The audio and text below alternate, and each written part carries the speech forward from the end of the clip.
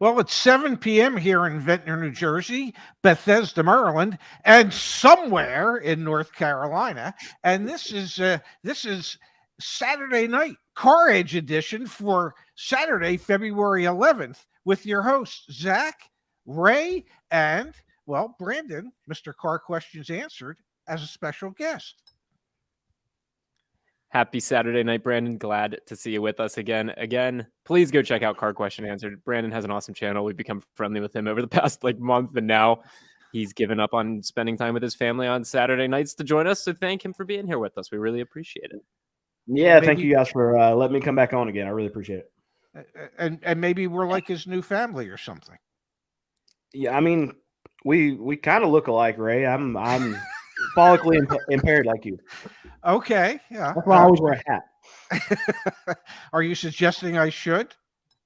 No, I haven't come to grips with it yet. So maybe we need to have a sit down talk about where I'm going. That's where you're going. Gentlemen, I'll let you both take that conversation offline. Here's the deal. We've got used car prices rising. And at the same exact time, guys, maybe the big banks are just missing it. Maybe the investment firms are just confused.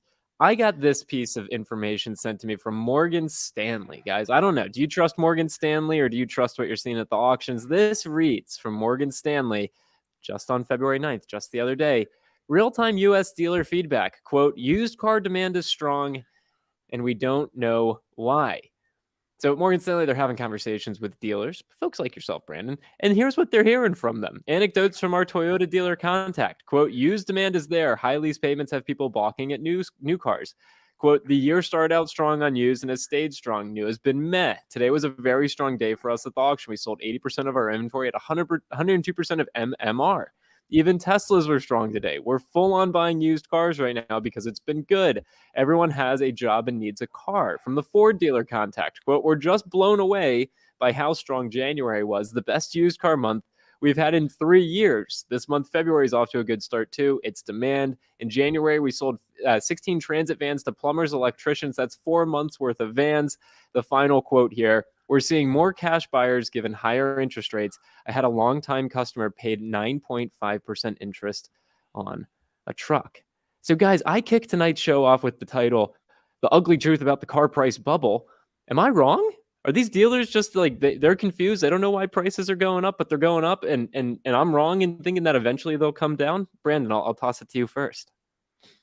I mean, over the long term, prices are going to go down. I think towards the end of this year, prices are going to go down. But right now, I mean, what I've seen in the last couple of weeks at auction, prices are up and they're going up. Guys are preparing for tax time. We're selling cars. We sold 8 cars today. So people are shopping. If they can't afford to buy a new car for those kind of monthly payments that you get for a new car, then they're going to trade down. And they're going to get into used vehicles. They're going to get into more of the mid-tier stuff, and that's where the used market's going to thrive, and that's where you're going to see the prices rise. I am like that first dealer that was quoted. Used car business is good, and we don't know why. Traditionally, the used car business isn't particularly good in January. Hell, the car business isn't particularly good in January or February for that matter. And, we speak to you, Brandon. I spoke to my buddy Chip this week, and he was just bemoaning how expensive everything is at the auctions at the moment. We've had some contact with Igor. He is like amazed at what these dealers are paying for cars at the auction right now. And I agree with you. I think most dealers are trying to stock up for the spring selling season, the tax season, based on what they have seen in the past. And yet, if you talk to accountants and CPAs and tax preparers, they will tell you that tax refunds are going to be lower this year than they were last year. So everybody might just be in for a big surprise once those tax returns start coming in. So I hear that a lot, and I agree. And I've heard that a lot, that there's going to be less tax money in the system this year. But because inventory at these auctions is so low, it's only going to take a little bump of sales to have these dealers just go in and pay crazy, crazy money for these cars. And all these dealers know it. Brandon, let me ask you a question, because you have closer contact with the many more dealers than perhaps we do at the moment. I know that auction prices are up. Do you think, based on interest rates and everything else that we see at the moment, do you think that we will see a commensurate rise in the asking prices for these vehicles, or are the dealers just going to pay more than they have been and try and keep the asking prices about where they are now without trying to rock the retail boat to that degree? Well, with used vehicles, I know with new cars, they can they have a lot more room to work to actually keep prices somewhat similar to like MSRP, even if they're paying a little bit more for the vehicles. Used cars, you really don't have that much room, especially when you're getting in cars that are like $20,000 and under.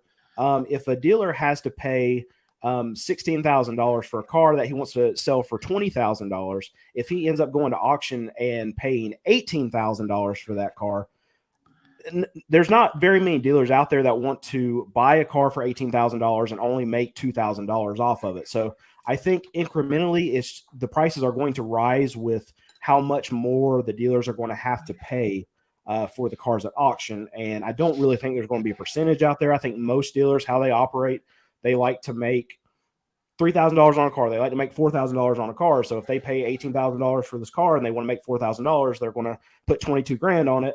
And if they pay $16,000 for the car, they still want to make $4,000 on it. They're going to put it at 20 grand.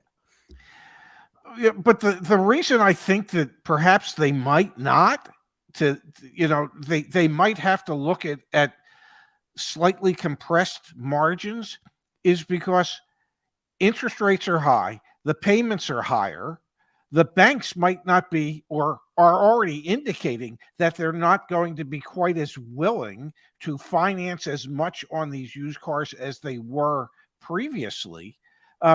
So at some point, either you have to compress the margins and keep retail prices closer to what they are today, or you have to ask these people to come up with the difference in cash. And, well, as you know, in many cases, they don't have that cash.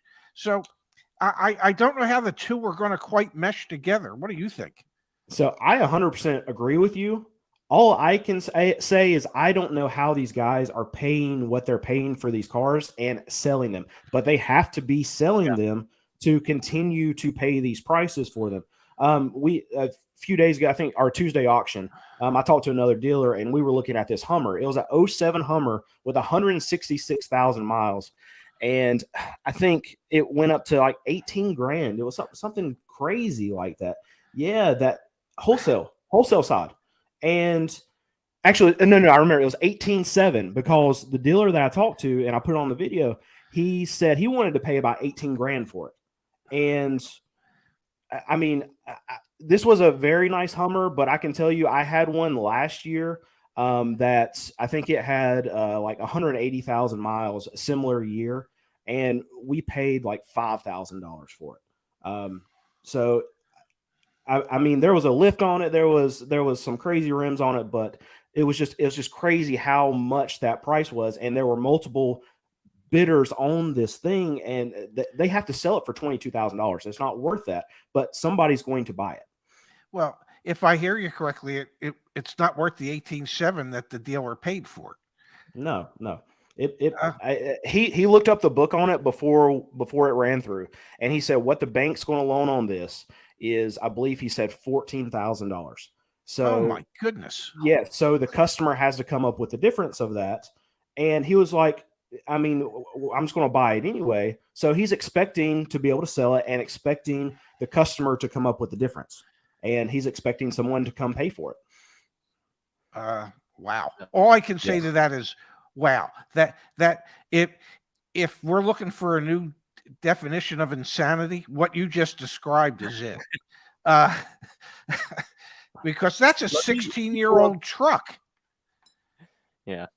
Let me pull up one other piece of information to help frame this conversation. And then, folks, we are doing call-ins tonight. It's the first time we've done call-ins in probably 2 years. So if there are technical difficulties, please bear with us. We'll have to continue to get back in the swing of things here, but we are passionate about getting back to talking to the community members. Now, this came out from Morgan Stanley as well, just 2 days before that prior article.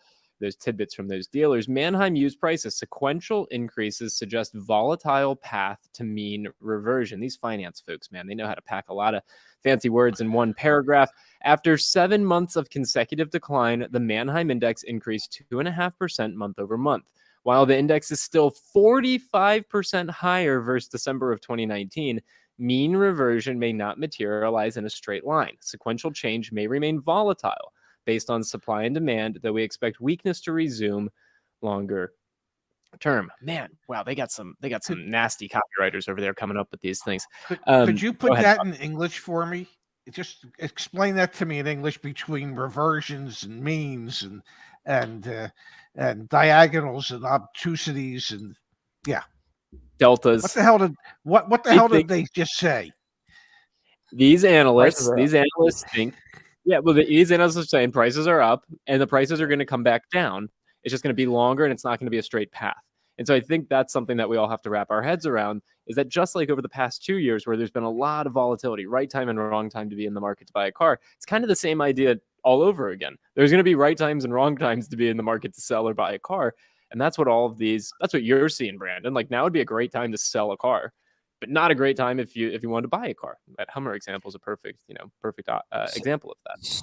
So what's really odd about this time is usually right now is when I'm loading up.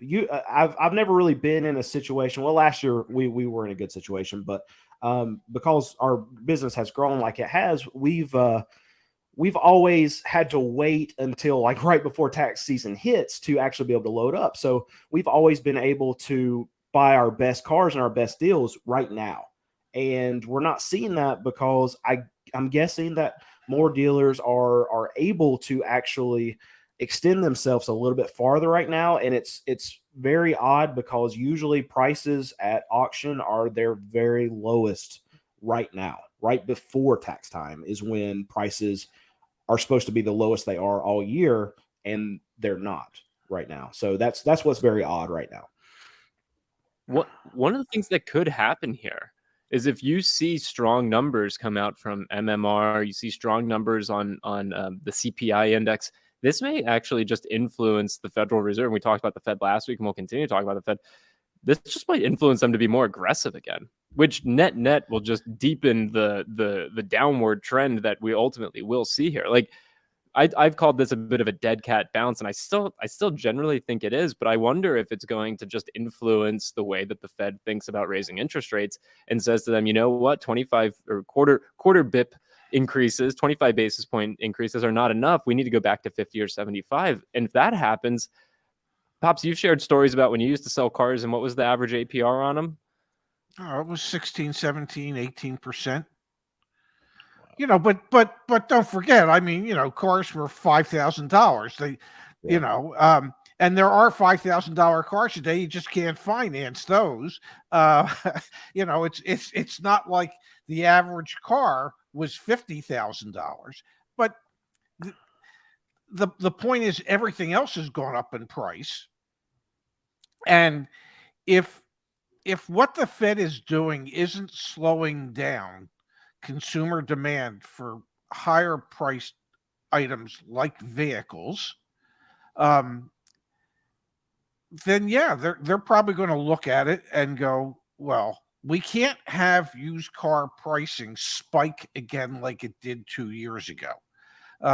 You know, that is what really started to set off inflation, was the fact that used cars were actually appreciating in value for 2020 or 2021 when normally they would be depreciating. So, you know, the Fed could look at it and go, yeah, you're right. We need to be raising interest rates 50 basis points or 75 basis points because we need to get this type of pricing under control.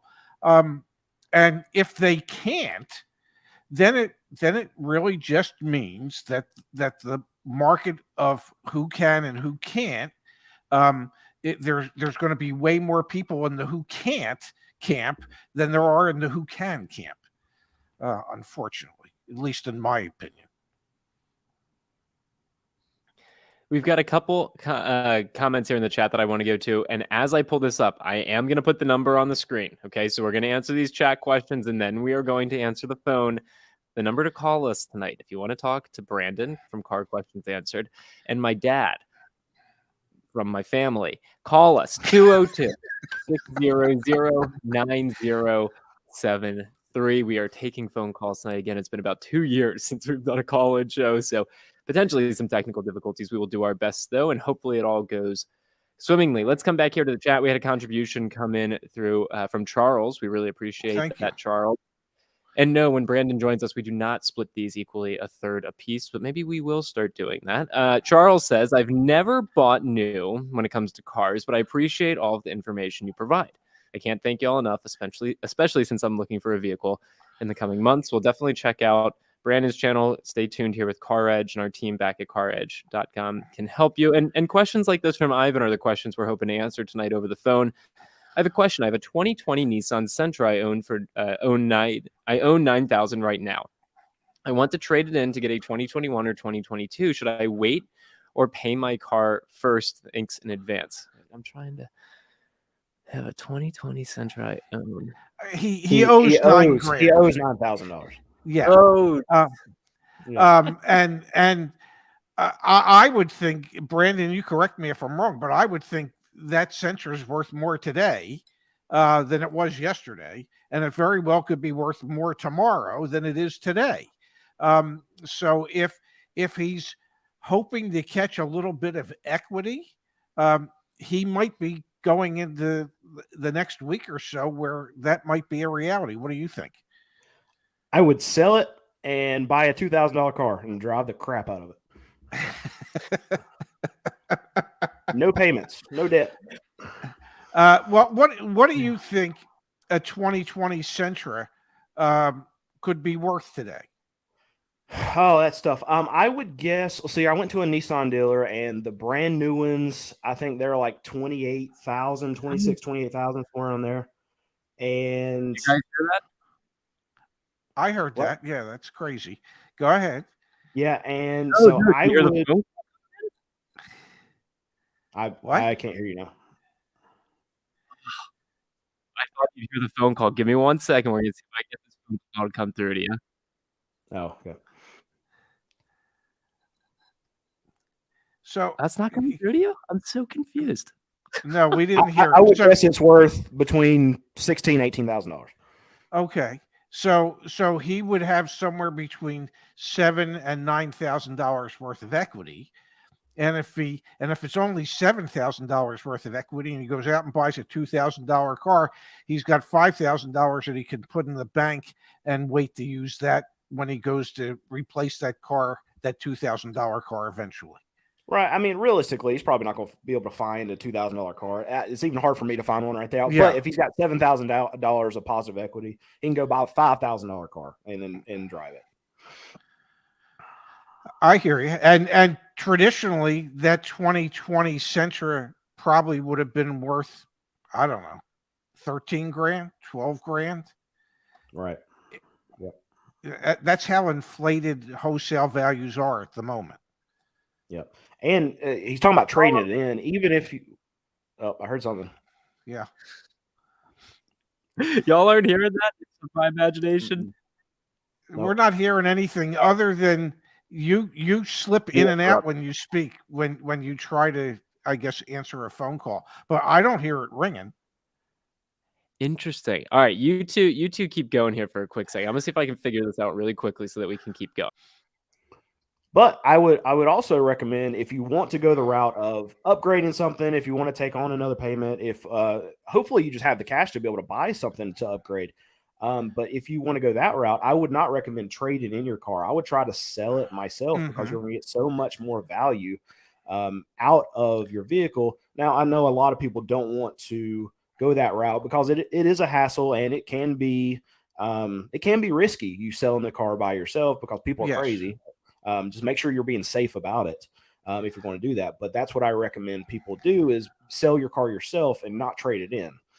Yeah, we actually have a guide on CarEdge that is step-by-step guide as to how to sell your car privately, Okay. and to where you should complete the transaction and how you should go about trying to deal with people knocking on your door. You don't necessarily want to have them knocking on your door. You want to go meet in a public place. Um, Right. but yeah, I mean that's why car dealers trade as many cars as they do, because most people don't want to be bothered with what they consider to be the hassle of selling a car on their own. So they're willing to take less from a dealer, so that they don't have to go through that. They're willing to take less for the convenience of not having to deal with people calling them up, knocking on their door, wondering, is the person going to steal the car and point a gun at me and tell me to get out? There's lots of things that could go wrong, but in most cases, they do not. Right. Yeah. While Zach's not here, I want to talk about something else. Okay. So you had a video about yo-yo financing the other day. I want Yes. to give you a little story. So about a month ago, and this has happened more than once, we had a car that we bought at an auction. And Uh-huh. then a month went by. We didn't have the car ready. I can't remember there was something going on with the car. We just didn't have it ready. Or no. We did post it for sale about 2 Uh-huh. weeks later, and it sat on the lot for 2 weeks. The auction company called us back and said, hey, we need that car back. Something messed up with financing, and we got to get that car back to the customer. So what happened in that case is the dealer actually traded for that car, went ahead and sent that car to auction, and they messed up on the financing, and they had to get that car back from us to be able to return it to the customer that traded it in. And I believe it's exactly what you were talking about on your last video. Yeah, what yo-yo financing is for people out there who are not necessarily familiar with that term. It is basically where a customer goes into a dealership, agrees to buy a car, the dealership agrees to sell them the car, they sell the people on a payment, okay, and the dealership does what's known as a spot delivery. They don't have an approval for the bank loan, but they've made a determination that they think they'll be able to get it. So they have the customer sign all the paperwork, usually including documents that say, we don't have a full approval for the bank loan. So you might have to bring the damn car back. But they send the people off in their new car, whether it's a new car or a used car, and the people think it's a done deal. And in many cases, it is not. The dealership is unable to get the financing approved at the terms to which they agreed with the customer. So a week might go by or 2 weeks might go by, and they'll call the customer back and say, hey, we've got an issue. We can't get the loan done at the terms we were at. We need you to come back to sign new paperwork. So that's why it's called yo-yo financing. They bring the people back to sign new paperwork to fit into the guidelines that the approving bank might have set up. Now, in situations like that, where there was a trade-in, I think you would agree with me here, Brandon, that dealer should never, ever, ever take that trade to the auction until their first deal is complete. You're just running too many risks, and you could have gotten burnt. The customer could have gotten burnt. The dealership that sold it to you could have gotten burnt. We often get burnt on these kind of deals because what'll end up happening is we sell the car, and Yes. then the auction calls us and says, hey, we got to get this car back. It's like, whoa, we already sold it. I mean, what are we going to do?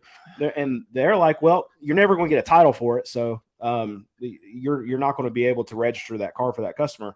So we end up having to either upgrade that customer or, I mean, at least give them their money back plus some. Sure. And, but we usually ends up happening is they come in and they get another car. And a lot of times it's more expensive than the one that they originally bought at our expense. And that's generally how we get burned on these things. But we are kind of at their mercy, because if we just say no, we're not going to give you the car back, then they're like, okay, well, I mean, it's a paperweight, so there's nothing you can do with it. Yeah, I mean, you need the title Yeah. to give it, to be able to sign it off to the new customer and to be able to register the vehicle. And that's why dealerships should never take a car to the sale that they don't have a title to. Now, there can be exceptions to that. The exception could be is there's a payoff and you've sent the payoff to the bank, so you should be getting the title, but that doesn't always happen even when you've made a payoff to the bank, because sometimes payoffs from banks get misquoted and the bank won't release the title, because they go, oh well, we misquoted the payoff, we were off by $1,500, we need another $1,500 to satisfy the loan. So I've seen that happen as well. It can get really, really ugly, to say the least. So we check about 7 auctions a week, and there is only one auction that we go to that actually has the titles when we buy the cars. Wow. Every other auction, it's none of the titles come with the cars, so we have to wait for the titles after we buy them, and a lot of times it's weeks before we can get a title for a car that we purchase. Now, just out of curiosity, in North Carolina, where you are, how soon when you sell a car are you expected to turn the paperwork over to the state for titling and registration purposes? So after I sell a vehicle, we have 60 days Okay. to be able to, we have 30-day tags. We're able to write a customer to. Now we have extra paperwork we have to fill out if we don't have the title in hand whenever we sell the car to the customer. But it gives us basically 60 days to be able to find the title. And if we don't get the title and get that car registered within that 60-day period, the customer is actually able to just turn off the deal and just bring the car back if they want to.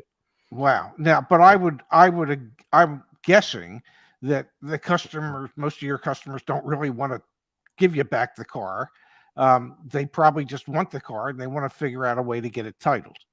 Yeah. So sometimes it really depends on the situation. A lot of times we know the status of the title. Like a lot of times we're waiting on a POA, or we're waiting on some kind of transfer or a lien payoff, something like that. So we know we're like a couple weeks away, even when we hit that 60-day period. And we'll always just call the customer and say, okay, this is what's going on. Your 30-day tag runs out in a week. There's no way we're going to have that title within a week. So you have options. You can bring the car back to us because we're at that 60-day period. If you want to, we'll give you your money back.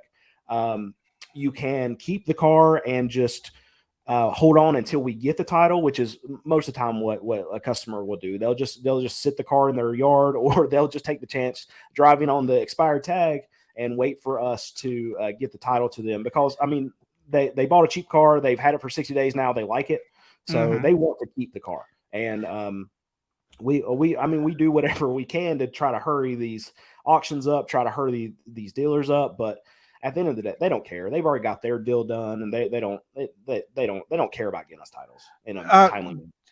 Do you have in the state of North Carolina, do as a used car dealer, do you buy dealer plates or have dealer plates that you can run your cars on?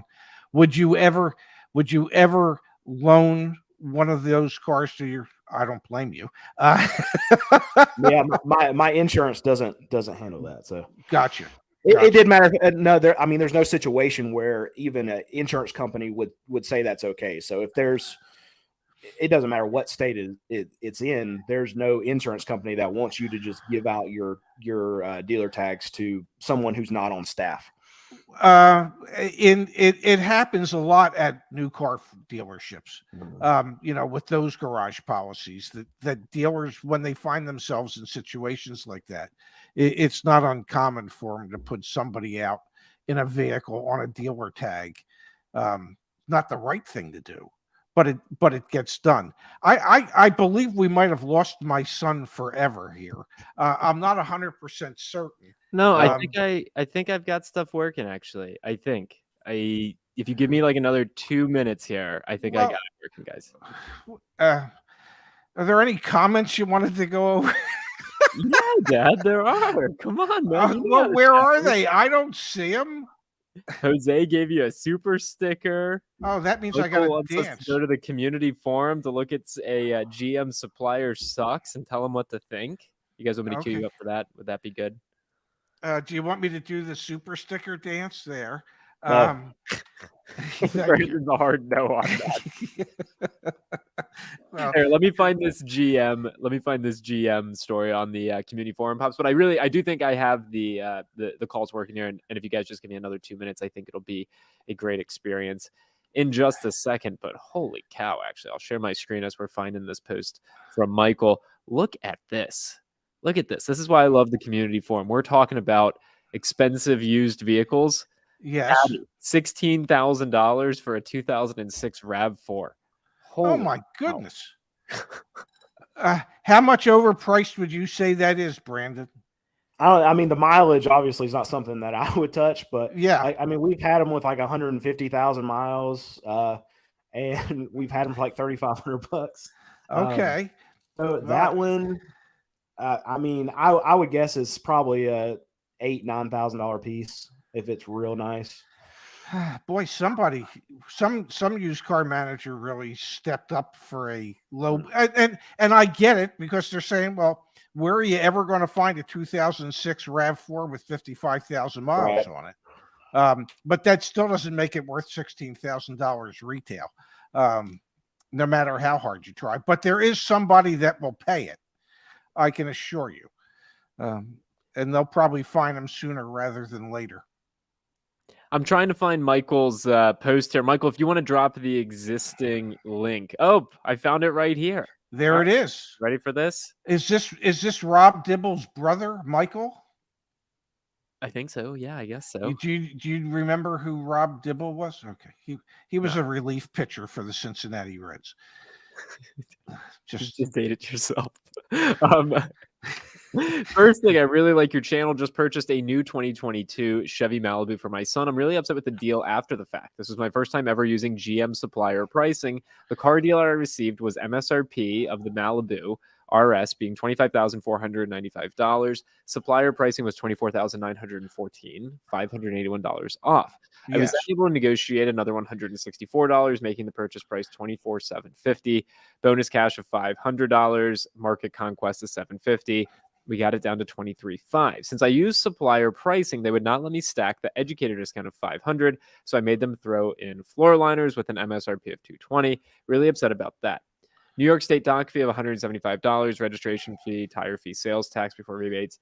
Paid $25,909 for the car, nothing on the back end. Now, unfortunately, I see way better deals and received quotes on new 2023s that are below employee pricing with included fees. Have an invoice sheet. And another 2022 Malibu RS that has $2,700 off from a dealer before any rebates. Supplier pricing sucks. I did way better when I never had it. I should have studied the deals, etc. here. But man, did I get screwed over. So what's your take on this, Pops? I know this is obviously the world you lived in for a very long time, and I am going to hop off again for a second here, guys. I think I've got things squared away, so bear with me. Here, I'm just before you hop off, I'm just going to say to you, yes, sure. And then when it comes to supplier pricing, in the old days when there was plenty of vehicles, supplier pricing was typically a decent deal. It wasn't the same as friends and family. It wasn't the same as employee pricing. It just, okay, let me take that back. In the old days, supplier pricing really pretty much meant nothing, because when I was at the Audi store and somebody had supplier pricing, we were excited because that meant we got to sell it for more than what we would if you just negotiated a car deal. And those type of situations are primarily for people who just want it to be easy. But yeah, in many cases, you can negotiate a better deal than you can than General Motors has already negotiated for you. Have you ever availed yourself of any of those type of pricing for any new vehicles in your life, Brandon? No, I was actually going to ask you when they have like the supplier pricing, what percentage typically off of MSRP was it? It typically, I'm trying to remember, it was typically invoice plus a certain amount. Um, and the funny thing was, especially when I was at the Audi store, I used to ask my Audi rep every month, what were the average transaction prices in relation to invoice for each model, for instance, like a Q3. And the average transaction price was typically $1,000 below invoice. Okay. Now, supplier pricing might have been invoice plus $750. Well, yeah, as a dealer, I would love to take that deal because I'm making $1,750 more than I normally would have. Right. So it supplier pricing isn't always a benefit. It's more of a benefit for people who, like I say, don't want to have to go through the aggravation of actually negotiating a car deal. But many times they can be negotiated for much less than the supplier prices. I hear it Okay, now. that worked. Call from Jesus. to accept, press 1. To send a voicemail, 2. It's collect. Hello? Yeah. Hello? Can you hear us? Hello. Hi, Pops, Brady, can you guys hear that? I heard something. There we go. You there, sir? Hello, CarEdge. Yes. Yeah, you're on No, with us you're live. CarEdge. What's your name, sir? Why is it ringing? Oh, give me 1 second here.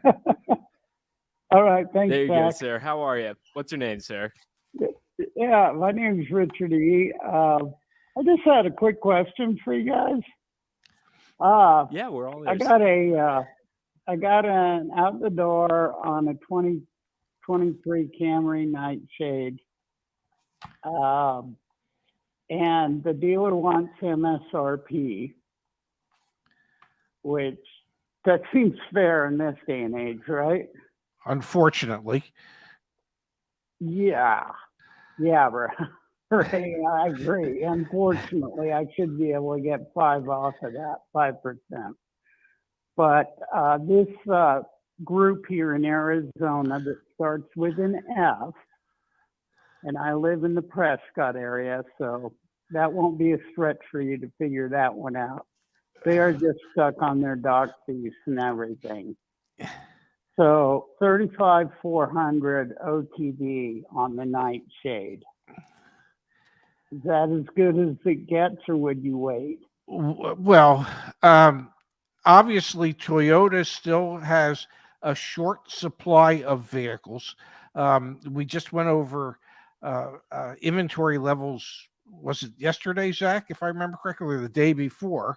And I don't believe Toyota's inventory levels were significantly higher than they had been. And primarily, most of their cars that are coming in many cases, are already spoken for. So if you actually have a dealer, go ahead. This one comes in mid-March, and it's not spoken for yet. Okay. It is an AWD also, which is desirable in the northern half of the woods here. So, what would you do, Ray and Zach? Would you pull the trigger or wait? Well, Looking right now, Richard, just to let you know, when you go back to watch this here, Appreciate it. I'm looking right now in the community forum, just seeing what other deals folks have gotten on Camrys. And I'm just actually in disbelief that there's a Camry here that's over $40,000. That being said, Oh yeah, I yeah, can't the believe that. used ones with the leather and the squeaky sunroofs and all that. Yeah, they're well over 40.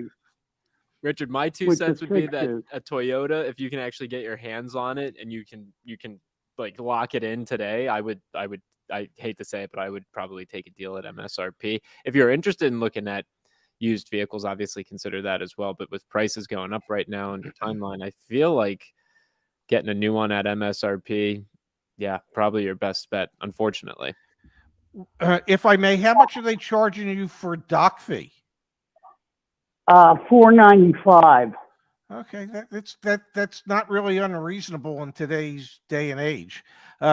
If that was the car you were after and you can get your hands on it next month, and realistically they're not charging you anything over MSRP, I would say that's a deal in today's world. Wow. And if it were me, I would take it. Today's world is harsh. It is indeed. Hey, well, Richard, Well, thanks for calling in and thank you for being a part of our community. We're gonna keep moving through the chat here and see if we can get maybe another that's 2 or very 3 phone fine. calls Thank in. you. It wasn't But Richard, supposed thanks to for be being a a part quick of this. question. Appreciate it. Bye. Thanks, Richard. Ha, ha, ha. Sorry, Brandon, I'm taking you off for one quick second. Ha, what did I do? I proved you wrong. That's what I do. Take that. All right. Yeah, well, that was great. There was such a lag and such a delay. It was really hard to handle. But It was only 35 minutes in. Yeah. Thank you, Brandon. Yeah. Spoken like family. Yeah. All right, let's go back to the chat here, guys. We had a lot of really thoughtful contributions come in. 1 second here. We've got a contribution from Objective 704, Pops and Brandon's Storytime segment. When you guys could probably trade stories for days. Honestly. Yeah. But too bad I'm in the middle. Sorry about that, guys. Then we had a contribution coming from Kayvon, a super sticker. And yes, Kayvon, that is 8x8. We do use that at work here as well. Just See Me's got a question and a contribution. What are your thoughts on going to a dealership for an OTD price car, getting it over the phone? I had one dealer deny me one unless I came in. Brandon, do your customers come in asking for out the door prices? And do your salespeople give your customers OTDs? Yep, that's all we do, because we want to make sure they know exactly what they're paying before they even get into the car. So if they're coming to test drive a car, before they even go out there, we're going to say, okay, well, this is the price you're going to pay if you buy this car. Because with our prices, we don't ever negotiate. I mean, there's random cases where we'll knock $100, $200 off a car if there's something that's found that we didn't know is wrong with the car or whatever. Yeah, we like our customers to know exactly what they're paying before they even have to ask us. Pops, would you ever give people out the door quotes over the phone back in your time? Well, we always train salespeople to do their best not to, but and then we changed our policy and our way of thinking. And when I say we, it was mostly me, where, I realized at a certain point, and this, this might have been 15 years ago or even longer. I realized at a certain point that if a customer had a question, they deserved an answer. So if somebody called in and they wanted a price and they wanted the out the door price, salespeople would hate to give it to them because they don't have any control. And so what it meant for us was to have enough faith in our pricing and to offer it up as expeditiously as we could so that people would remember that when they shopped us against other dealers, when the other dealer would go, well, I can't tell you that over the phone. You need to come in. So we got to the point where we would always try to give the customer the out the door price and give them reasons as to why we should be their dealer of choice. And we would try to do that over the phone. And for the longest period of time on internet leads, I would chew my salespeople out when a customer would ask a question and the salesperson in the response wouldn't address the question. If they're asking, give them the information. What do you have to lose? A car deal, you're going to say? You think you have a car deal to lose if you give them the information? No, I think you have a car deal to lose if you don't give them the information. I think they'll reward the dealer that worked with them over the dealer that wouldn't. That was the way I tried to handle it. I'm gonna stick with the chat here for a quick second, and then we're doing another phone call. I'm sorry, guys, and Brandon, tap out whenever you want, man, because I'm here all night. My wife might have to go grab me some bourbon, but I'm good right now. Pops, you should grab some bourbon as well. I kind of I was should. looking back at this, and first want to just thank Mark. Mark is a longtime community. Yes. Ray, I have to comment on your outfit you wore on the channel with Zach yesterday. You looked like you had a Hugh Hefner bathrobe on. I thought the same thing, Mark. We were thinking alike. Okay, well, actually, it was a bulky knit multicolor cardigan from LL Bean, and I can't think of a company that would be the polar opposite of Hugh Hefner than LL Bean. So, so there you have it. It was, yes, a multicolor bulky knit cardigan with a shawl collar. I love it. Hi there. We had a thoughtful contribution. Hi, guys. Thank you. I have a 2021 Lariat Super Crew loaded 4x4, $76,000 new. Man, pickup trucks are expensive. Yes. That's like more than double my salary. It's $85,000 right now. That's Yeah. insane. Yeah, the new ones are. Yeah. You. What state on the West Coast would pay the most for it? I was offered 59.5 6 months ago in San Diego, 18,000 miles, trying to get 56,000. This is kind of the joy of using, like, back at CarEdge.com. We have the /sell thing. Just put in a bunch of different zip codes. I'm probably not supposed to say that, but just pretend you're selling it from a bunch of different zip codes and see who would pay the most. I don't know why you wouldn't do something like that. Brandon, what do you think? I don't necessarily think like California would be the place to go. I would think Oklahoma, Texas, big truck states. I would think California, just because the price of everything in California is ridiculous. So even for trucks, I think it's just going to be so inflated over every other state. I mean, that in New York. I don't know. Are there that many pickups in California compared to the rest of the country? Well, I mean, if you go outside of like LA and stuff, I mean, you're going to have places where I mean, there's a city is surrounded by a bunch of smaller cities, so you're going to have pickup trucks around the area. Yeah, I guess in the agricultural areas of California. But yeah, I think I would think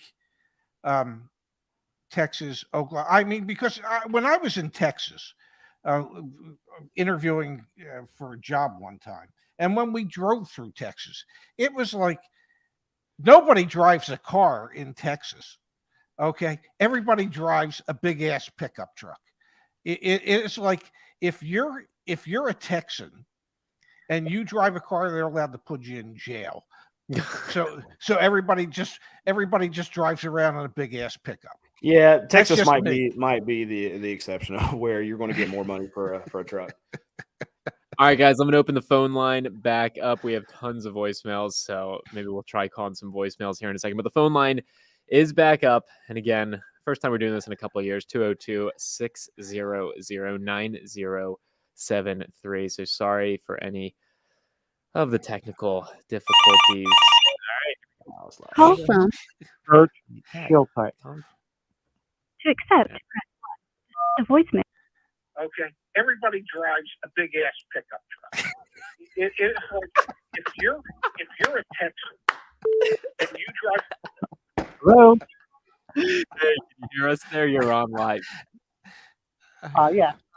I am from Delco, but I am buying a Nissan Frontier this year. And every one I see in stock, and I want a very specialized one, has floor mats, mud flaps, and some other things that basically add up to about 700. Hey, sir, do you mind either speaking up or Slowing down? I'm sorry.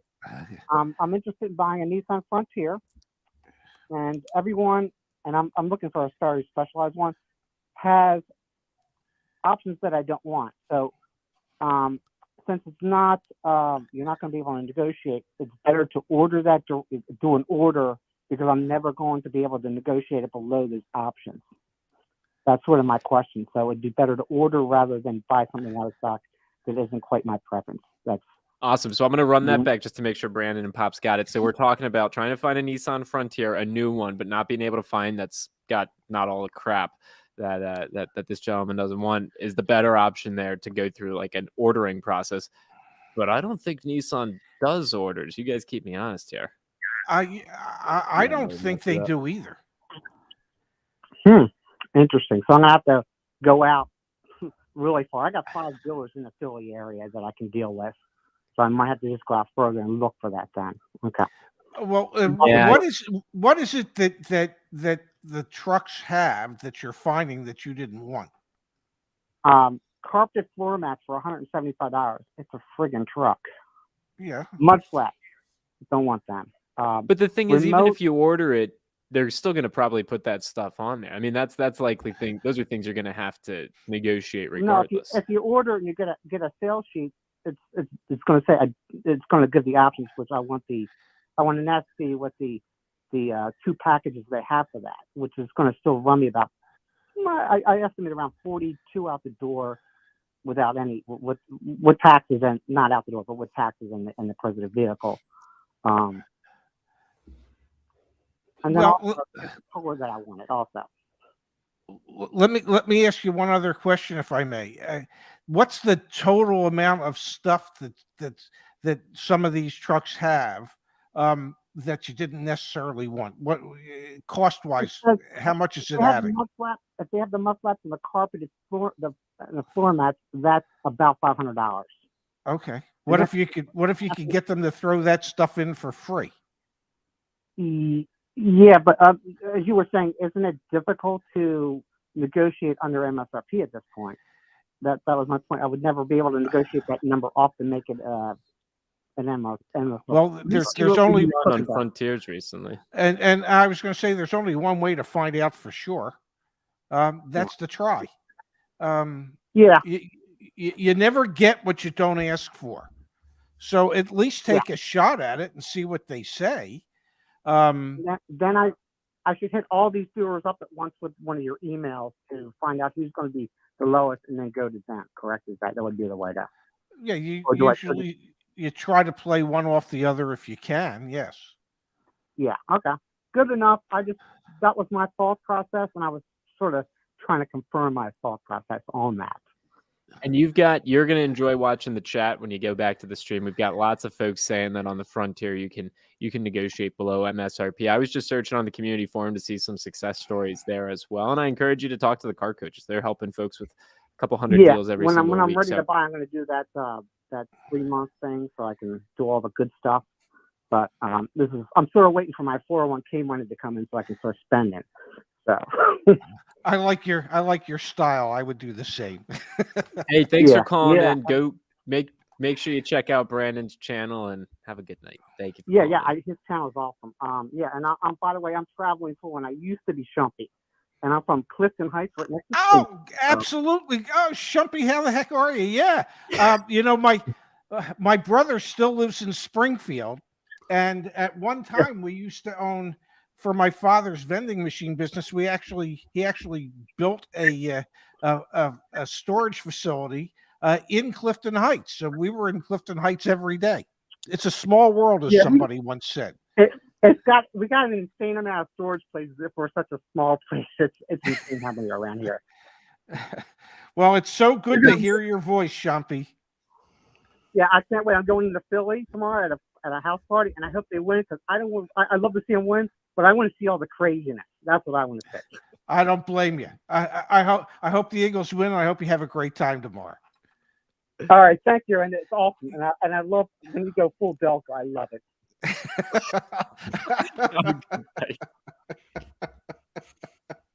Oh Lord. There you have it. It is a small world. You're gonna start doing these over on the Car Questions Answer channel. I'll help you out, man. Obviously, I'm not the best, but I can help you out. Yeah, we got to figure out something because we can't. There's so many questions we can't get to any of them. I don't even know how to even begin. It is fun though. I mean, Shumpy, who just called in, I didn't recognize his voice. But Pops, I mean, he's been a long time. I mean, yeah. I so many times I would see his name in the comments and always referring to Delaware County because, well, Clifton Heights, Springfield, they're both in Delaware County. We're both Delco boys. Yeah, absolutely. Hey, we've got a thoughtful contribution from Thank you, Shannon. we're going to make a phone call out in a second here. Shannon, Okay. thank you. Being that I've followed you guys from the beginning, the streams just continue to improve. You did not catch about 30 minutes ago, Shannon, but thank you.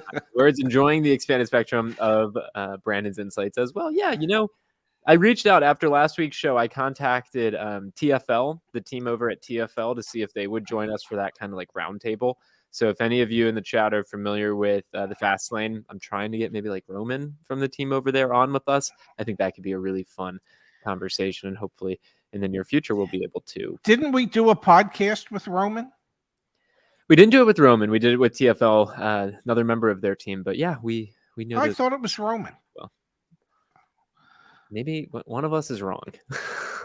Probably me. I'm older and senile. You guys ready to make a call out real quick? We've got a dealer who called in, and I think we should give him a call back. Okay.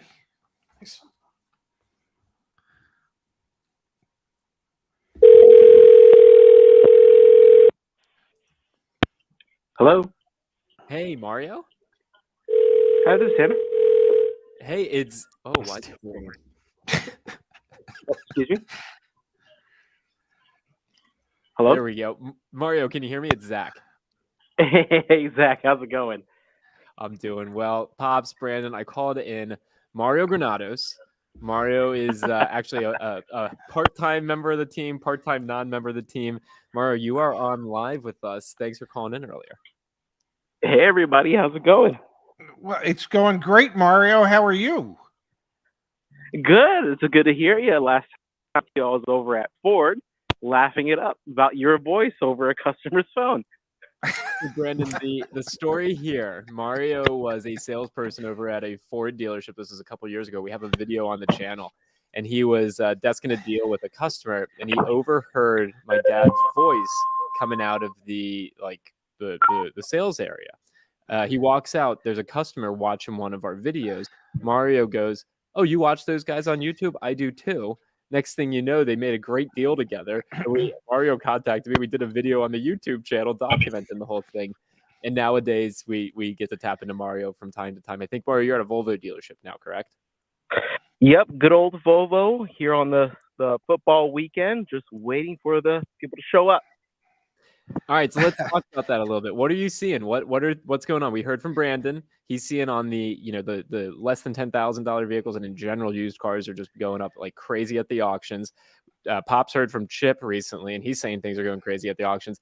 You're obviously selling new and used cars. What's been reality for you so far in 2022, 2023? New, believe it or not, has taken another huge toll. They're not flying off the shelves as they used to be last year around this time of year, but in the used car section, we've actually, instead of getting recent model year 17, 18, 19, 20 to certify them, we've been actually getting from years 2012 all the way to 2016 older generation Volvos, because they do hit that price range. And instead of the average 90 days waiting till it sells, it's been selling within 10 to 15 days on average now on our end. Wow. We just allocated a huge amount of resources to go buy a bunch of those older ones because they're selling like mad right now. People are upset about the high prices, and they're going towards the older models now. So go ahead, Brandon. Go ahead. I was going to ask, so before all this craze, what was typically the oldest model, or how many years back that you would actually keep at your dealership versus what you keep now? Because of the certification, it has to be a minimum of 5 years old. So if we have a 17, it's not certified anymore. If it's an 18 right now, maybe it's got less than a year, 6 months of certification left. So as the years go by, we'll get rid of those that age out of certification. As soon as they do, we send them straight to the auction. There's no point. We don't even risk it. We don't hold it. We don't take offers. The dealer decides, just go straight to the auction. What I was going to ask is, with the prices of new cars being what they are, and from what I hear, if I heard you correctly, there seems to be a little bit of reluctance on consumers' parts to, actually purchase new cars right now. Is that a fair assessment? That is more than a fair assessment. That is, you know, the nail has been hit in the head with a hammer. Nowadays, last year in the same exact position, it was markup with dealer added accessories. Now, if a customer comes in, I have been giving cars all the way $2,000, $3,000, $4,000, $5,000 off the MSRP, and customers are still walking away after that point as well. They're very reluctant to see a much further steep in price incline. They want the rebates back. They want the deals back. It's just a mess out here. Do you feel like they're walking because of the actual price, or is it the monthly payments that they're going to actually pay because of the interest rates? The price is a huge thing, especially with Volvo. If you look at the price jump for Volvo, our XC60s and 90s, the 90s increased by almost $4,000. The XC60s increased everything else by $3,500 or $2,500. Wow. 9 out of 10 Volvo customers want to lease, and the lease residuals and everything regarding a lease is horrendous right now. It's like 7 to 9% APR, super low residuals. So there's not much going on. I'm literally always with the same amount of down payment, about $100 less a month on a finance than I am with the lease. More expensive to lease. Wow. So you really see the market turning from new cars to used cars, older used cars. We had 38 used cars about 2 weeks ago. Now we're down to 18, and we cannot get more of them. It is so hard finding the right ones at the right price. Yeah, and you guys are keeping all our stuff, so we it's not sending it to auction. So that's what's making the prices go up at auction too. So have you noticed that maybe the quality of the cars that you are keeping is maybe less, just a little bit, because you guys know you can sell it on your lot versus just dumping it at auction? Oh yes, literally just happened today. One of the older lot models that we got here, I lost the sale because the door handle for the driver's side wouldn't open. Wow. So I had a perfect example of that today. It's unfortunate. I'd be willing to offer the customer to fix it for free, but you know, if you see one thing wrong with the car, what else could there be, right? In my opinion, the customer was right to walk away, but I still tried doing my job. Well, sure. That's how you get paid. I want to come to the chat here for a quick second. So we've got this comment from Chef Dwayne. He says, Ray, so that would mean the deals on new cars would be there. And I want to cue this up for all of us. So Mario, keep me honest here. What I've heard you say so far is MSRPs for new cars went up. Negotiability on those new cars has also gone up. But customers are still walking away from those more negotiable new cars because they're just still too expensive. So customers are turning their attention towards more reasonable used cars. But because they're turning their attention to those more reasonable used cars, the prices of those used cars are going up. And have gone right back used up cars again. are going down. Wow. That is true. And if I may, Zach, I'm just trying to not every brand is as negotiable as other brands. Volvo, their inventory has increased dramatically, at least according to the information we saw in automotive news this week, in comparison to like Subaru or Toyota, where their inventories are still quite limited. Rest in peace, Subaru. Yes. So it depends. It depends on the brand of vehicle that you're looking at as to whether or not how motivated dealers might be to work with you on price. On the CarEdge side, negotiating for my clients and us, finding the number one most difficult vehicles to negotiate under MSRP right now are brand new Toyotas and some Hondas, especially if you want something as high as demand as a Sequoia or say a RAV4 hybrid or plug-in hybrid. They're flying off the shelves and people can't get them quick enough. I've had dealers straight up email me, say, good luck trying to find MSRP. No thanks. Just very plain and rudely. And that's not the salesman. It's the the sales director. Yes. Just telling clients, saying, not go find another one later. It'll sell. Blah. Wow. It's worth mentioning. So Mario, we really appreciate you calling in. Mario does work with CarEdge concierge customers. So if you go back to caredge.com and you look at our plans, you can do consult calls with us. You can work one-on-one with a coach that'll help you navigate your deal, or you can just hand it off to us. And we're doing about 10 folks each month. We're just trying to learn. We're trying to make sure that we can really help people. We've seen some awesome success stories with regards to the concierge program and Mario's awesome efforts. Like, for example, I'll share this tab really quickly from Lola Mario, who obviously you helped. She's a registered nurse, and you managed to help her get Lolita was her awesome. new vehicle. Yeah, so like it is really incredible, the community that we have, people like yourself, Mario, who are a part of it, and the efforts that we put in to help make sure that people aren't getting screwed over. The insights that you've shared with us though here tonight from your day job, my brain's just like fried. I'm trying to just process it all. And Brandon Pops, I'm just like, I know I led tonight's show with, I think, the bubble is just going to keep getting bigger, and then it's going to, eventually, like what they say, it's going to median reversion to the mean, or whatever the hell that commentary was. There was something sequential about it as well. There was a sequential median reversion to the mean. But hearing what we're hearing tonight, if people don't stop buying cars, the prices are just going to keep going up. And at the end of the day, that's what it sounds like is happening, at least right now. And Dad, you've preached to me that January and February are traditionally the slowest months at the dealership, and it doesn't sound like it. It does I don't know what to make of any of this. I really don't. Mario, you've really thrown me for a loop. For Volvo, perhaps it's slow.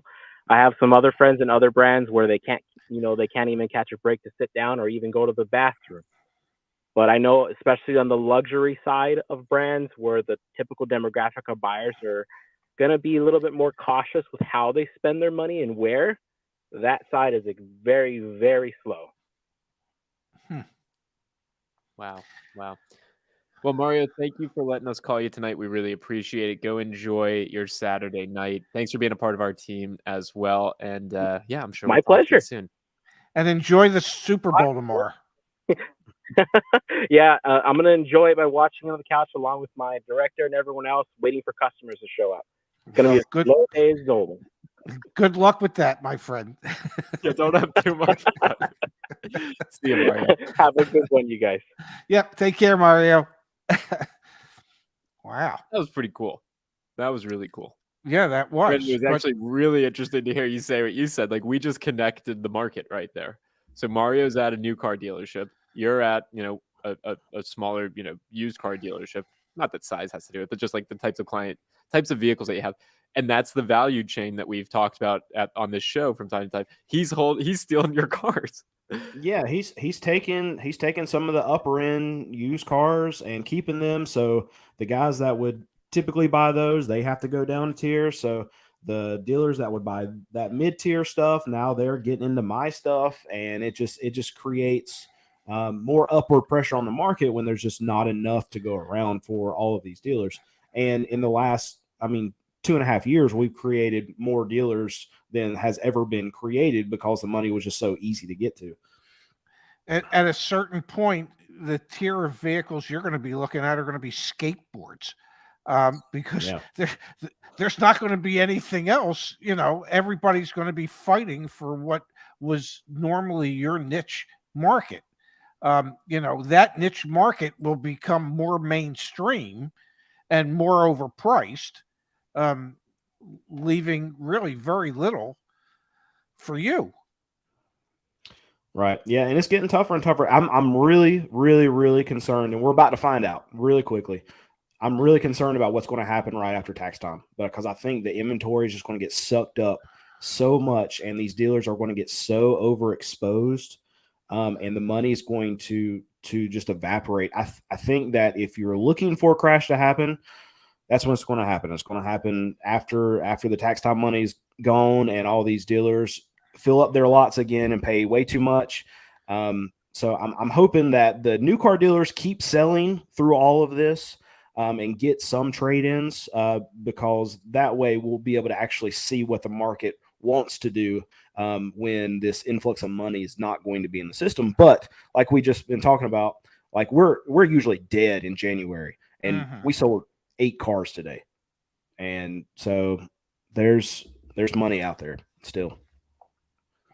So thank you everyone for being here with us still. I mean, I know we've gone for over an hour. At this point, I just want everyone to do me one quick favor. In the little YouTube search bar up there, car questions answered. Please, please, please go subscribe.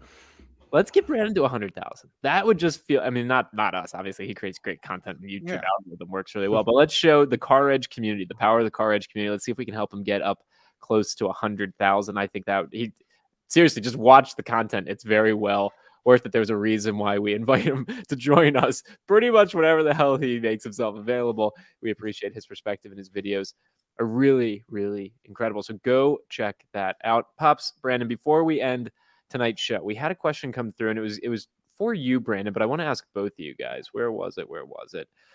It was something about if you guys weren't in the car business, what would you rather do? What would you be doing? And I know, Pops, you ran a golf store for a while. I don't think that's what you would want to be doing because, well, maybe it is. Anyway, that's my question. Do you want to go first, or do you want me to go first? No, you go first so I can think about it for a second because my wife's in there saying, "Oh no, please don't answer this question." If I hadn't been in the car business, and I tried my hand in a retail golf store, forgetting that, if I hadn't been in the car business, what I really wanted to do in life was to be a stand-up comic. That's what I really wanted to do. I hear things funny. I see things funny. I sometimes speak funny things. And I get the greatest joy in my life when I can make somebody laugh, even in the worst of times, so that even if it's just for a few seconds, they forget about all the crap that's going on in their life. So that's what I would have liked to have done. And that's, to a certain degree, what I try to bring, along with some insights. What I try to bring to this channel is a little bit of humor. And my rants can be kind of funny too. But yeah, I would have wanted to have been a stand-up comedian. I know that people my age, people half my age, people my son's age, they just can't afford to buy a car today because the price of cars is too damn high. And if you live out in a rural area, how the hell are you getting around? You can't afford that truck. You can't afford that tractor because the price of transportation is just too damn high. I actually ripped that segment from a Netflix special airing soon. The Ray Shefska hour-long price of cars too damn high special. Please tune in live Netflix. It's Brandon. What about you? What's your? I love you, Dad. What would you be doing? So me and my wife talk about this every once in a while, and we talk about how if I was not a used car dealer, not working for myself, then I would. For whatever I was doing, it didn't matter what I was doing, I would get fired immediately. I am just the worst employee. I would be the worst employee forever. I've never really had a real job where I've had to answer to people. So I started being a car dealer when I was like 22 or 23 dealing cars. But before that, like I was a server, so you don't have anybody you have to answer to. You work for yourself. I worked on commission, like selling TVs at Sears before that. So I would probably be some kind of serial entrepreneur starting businesses. I know that my calling in life is to help people, and it doesn't really matter what it's going to involve, but it's going to be something involved with helping someone. So I don't really care what the means would be, but it would be somewhere along that lines, and I can't really just pinpoint exactly what I would do. I know before that I got into selling cars, I was going to school for engineering and dropped out of that and started going to auctions. So that's probably the path that I would have taken, and I probably would have been miserable. Now, Brandon, if it's okay with you, I think we should turn the tables and ask Zach, if you hadn't come to me 3 plus years ago, and said, gee, let's figure out a way where we can help people buy cars and make the process easier. What is it that you would rather be doing if you weren't doing what you're doing? I don't know, man. I feel like I've chosen this. So yeah, I feel pretty good about what we do. I will self promote just momentarily. When I was younger, which is kind of ironic because I'm still quite young, I wrote extensively about the journey of starting this business with my dad, like why I quit my job. So this was posted March 2nd, 2020. So wow, almost 3 years ago. So if you want to actually know the ins and outs of how I was thinking, what we were feeling when we first started out, it's just at my personal website, chefska.com, and it's why I quit my job. I talk about dropping out of college, talk about my mom. Yeah. So anyway, I don't know, Dad. I think, sorry to just turn this into self-promotion, but I think I'm kind of like Brandon. I'm an entrepreneur. I like building things. I like helping people. I really hope, honestly, that we can get our act together here with CarEdge and we can really be like car facts, like that type of big. And then my mom was a special ed teacher, so I love the idea of doing something in education in the future. Like I'm an entrepreneur through and through. I would be a terrible employee. Actually, I think back to it. I was an employee for 5 years, and I reflect on those times, and I think I was pretty terrible as an employee. Yeah, you always know how to do something better than your boss does. Yeah. Which is sometimes not the best attitude for your boss to hear. Hey guys, well, we've got another contribution there, and then I just have one final thing. We have from Fat Guy in the Kitchen. Thank you. Thank you. You guys are awesome. Marketer for 2 dealerships. Maryland just launched a website with transparency in mind. I agree the increase in sales is a bounce. Awesome. Well, congrats on launching a site with transparency in mind. That's what we're all about here. So kudos to you. We would love to learn more about that. Final thing, final promotion of the night. Starting Monday, CarEdge Electric. We've got Unplugged with Justice, one of our car coaches here at CarEdge, and a Ray Shefska. The two of them going back and forth on all things EV. Lots of guests going to be on that show. So if you're not subscribed over at CarEdge Electric, go ahead and head over there. Justice and Pops. I cannot wait to tune in. Pops, what is the theme? What are you guys going to be doing on Unplugged? Well, obviously, we're going to be talking about some things electric, most things electric. And there is a decided divergence of opinion as to how we feel about electric vehicles. And we will do our best to agree or disagree in as civil a manner as we possibly can. We want to promote a civilized discussion without name calling or anything else. Although I already know that Justice, who thinks very highly of electric vehicles, I already know he's wrong, but that's besides the point. But the idea is to have a civilized conversation around all things electric for electric vehicles, kind of like a point counterpoint in a nice civilized manner. And I didn't mention this to you, and I'll bring it up here in such a public forum because it's just the kind of guy I am. But I realize that I do 6 live shows a week, and now I'm adding on Monday, Wednesdays, and Fridays 3 more. So I have increased my workload 50%. 50%. So I'm just bringing that up. That's all. Sounds like you need a raise. Thank you, Brandon. You know what? I just officially here. We'll give you one. Yeah. I think 12% sounds fair. 12%. Yeah, 12%. He's upping his workload by 50%. You're getting a deal at 12%. Look at the economy, Brandon. We should be lowering his compensation by 12%. Oh my goodness. Yeah. Well, think about inflation. Yeah. Yeah. Hey, well, guys, go enjoy your Saturday nights. This was really fun. Brandon, hope we didn't turn you off tonight and you'll be back again in the near future. Thank you, sir. We really appreciate that. Pops, have a great night. Brandon, have a great night, and I'll see you guys sometime soon. Yeah, I know I'll see you for sure on Monday at noon Eastern on the Ray and Zach channel with the news that you can use or some kind of nonsense. And Brandon, I'm not sure when I'll see you again, but I'm looking forward to it whenever it may be. Just call me. We'll be in touch. Okay. Sounds good to me. Good night, guys. Thank you, Good everyone. night, everybody. Thanks for Yeah. being here.